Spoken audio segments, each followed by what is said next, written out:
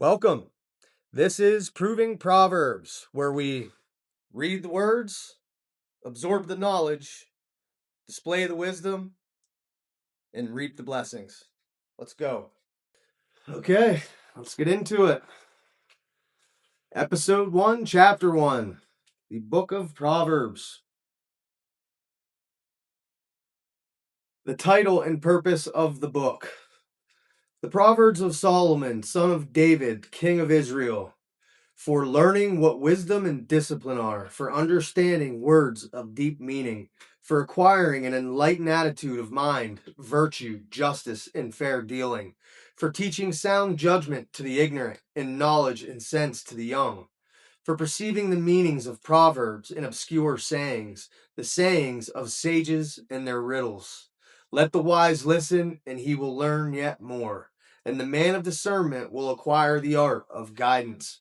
The fear of Yahweh is the beginning of knowledge. Fools spurn wisdom and discipline. The sage speaks and avoids bad company. Listen, my son, to your father's instruction. Do not reject your mother's teaching. They will be a crown of grace for your head and a circlet for your neck. My son, if sinners try to seduce you, do not give way. If they say, "Come with us," there is blood to be had if we lie in wait for it. If we plan an ambush for the innocent, we can swallow them alive like Sheol, alive and whole like those who go down to the pit. We shall find treasures of every sort. We shall fill our houses with the plunder. Throw in your lot with us, one purse between us all. My son, do not follow them in their way. Keep your steps out of their path, for their feet hasten to evil. They are quick to shed blood. The net is always spread in vain, if the bird is watching. It is for their own blood these men lie in wait. Their own selves they lie in ambush for. To this come all men who are after dishonest gain, which robs of their lives all those who take it for their own. Wisdom speaks a warning to the heedless. Wisdom calls out aloud in the streets. She raises her voice in the public squares. She calls out at the street corners. She delivers her message at the city gates. You ignorant people, how much longer will you cling to your ignorance? How much longer will you mockers revel in their mockings and fools hold knowledge contemptible? May attention be paid to my warning. Now I will pour out my heart to you and tell you what I have to say. Since I have called and you have refused me, and since I have beckoned and no one has taken notice, since you have ignored all my advice and rejected all my warnings, I, for my part, will laugh at your distress. I will jeer at what calamity comes, when calamity bears down on you like a storm, and your distress like a whirlwind. When disaster and anguish bear down on you, then they shall call out to me, but I will not answer. They shall seek me eagerly and shall not find me. They despise knowledge. They had no love for the fear of Yahweh. They would take no advice from me and spurned all my warnings. So they must eat the fruits of their own courses. For the errors of the ignorant lead to their death, and the complacency of fools work their own ruin. But whoever listens to me may live secure. He will have quiet, fearing no mischance. And so that is chapter 1. What I've went through and highlighted is that for learning what wisdom and discipline are, for understanding words of deep meaning, for acquiring enlightening attitude of mind, virtue, justice, and fair dealing, and for teaching sound judgment. That's what this proverb is for. And then I also highlighted that we need to listen to our father and mother's teachings. And by doing so, we will be blessed. And it's obvious that with age comes knowledge and wisdom. And it's only through life experience that you can obtain these things.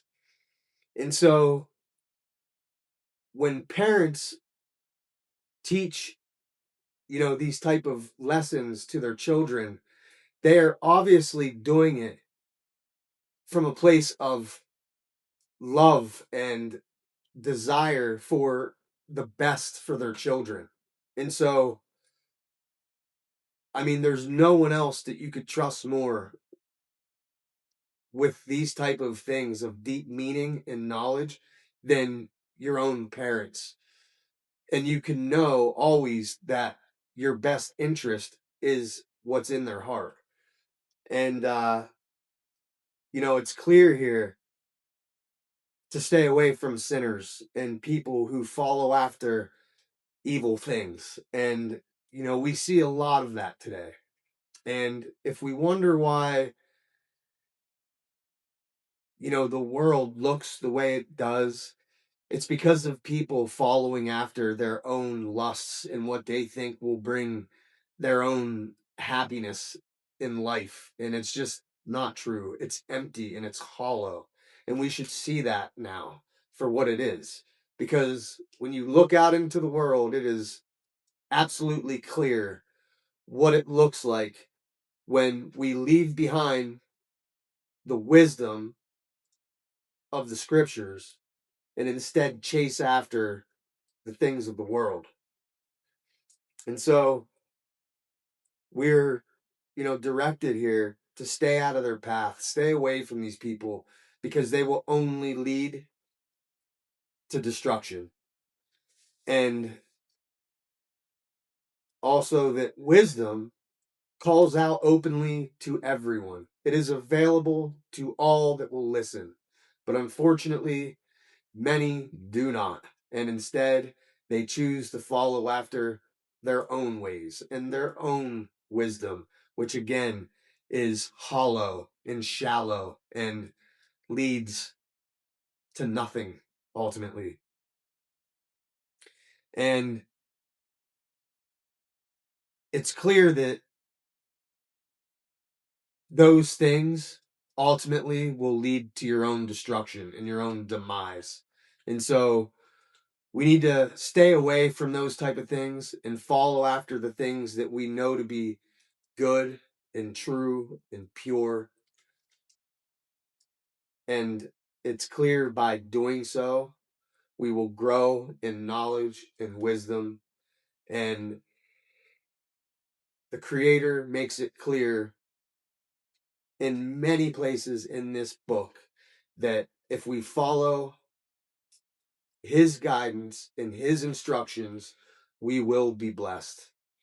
And likewise, we are told that if we do not, those things will lead to curses. And so we need to understand that this concept of blessings and curses, it's built into the very structure of the laws of nature in the universe. And so when we go against these things, I think a lot of people have this idea that God is up there with, lightning bolts ready to throw him down at anybody who does anything against what he says. But that's just not how it actually looks. But rather, he designed all of this and he created all of this. And these things are built right into the very nature of the reality that we are in. And so naturally, when we go against the obvious instructions of this book, we are ultimately going to be cursed. It's going to lead to negativity and negative things in our life. And if we instead follow after the instructions, the clear instructions laid forth in these books, that they will lead to blessings. And ultimately, that's what this Proving Proverbs is all about. Built in to the design of this video series is a call to action, and that is to take the words that we read, implement them into our own life, and then by doing that, we're putting that to the test.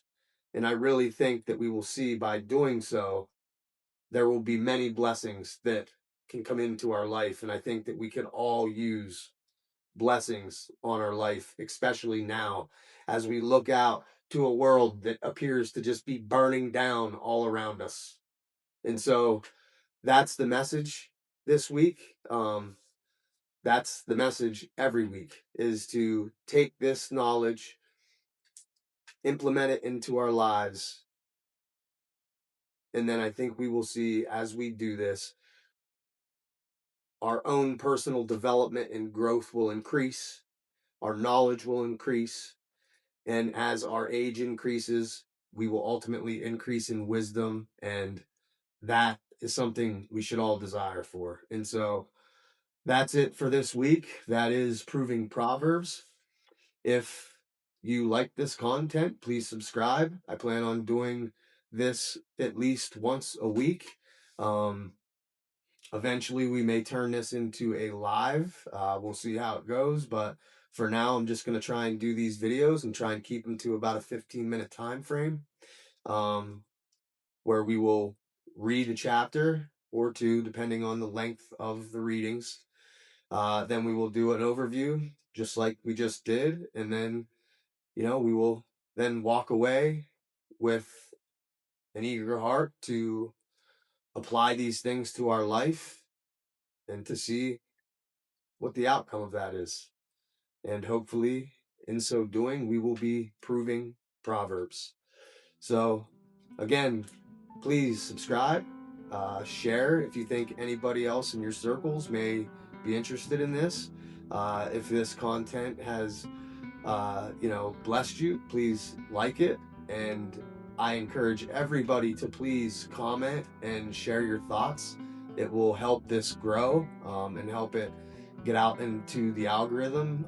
YouTube loves engagement, and so anything that you can do to help interact with this content, I would greatly appreciate it. And so that's all I got. Till next week on Proving Proverbs, I am Brad Casper. See you then.